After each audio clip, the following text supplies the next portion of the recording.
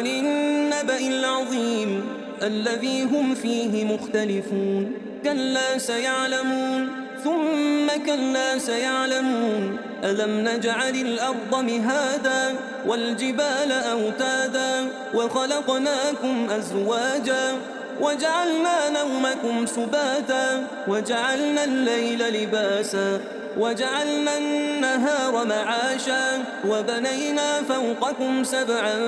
شدادا وجعلنا سراجا وهاجا وأنزلنا من المعصرات ماء ثجاجا لنخرج به حبا ونباتا وجنات ألفافا إن يوم الفصل كان ميقاتا يوم ينفخ في الصور فتأتون أفواجا وفتحت السماء فكانت أبوابا وسيرت الجبال فكانت سرابا إن جهنم كانت مرصادا للطاغين مآبا لابثين فيها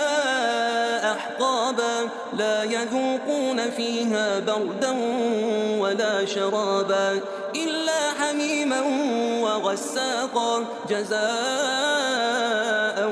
وفاقا إنهم كانوا لا يرجون حسابا وكذبوا بآياتنا كذابا وكل شيء أحصيناه كتابا فذوقوا فلن نزيدكم إلا عذابا إن للمتقين مفازا حدائق وأعنابا وكواعب أترابا وكأسا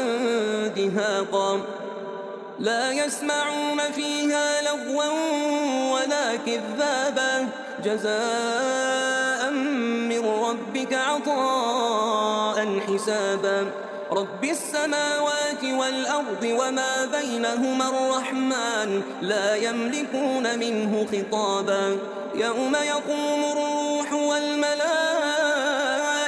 صفا لا يتكلمون إلا من أذن له الرحمن وقال صوابا ذلك اليوم الحق فمن شاء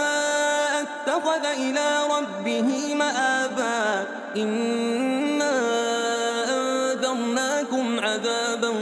قريبا يوم ينظر المرء ما قدمت يداه ويقول الكافر يا ليتني كنت ترابا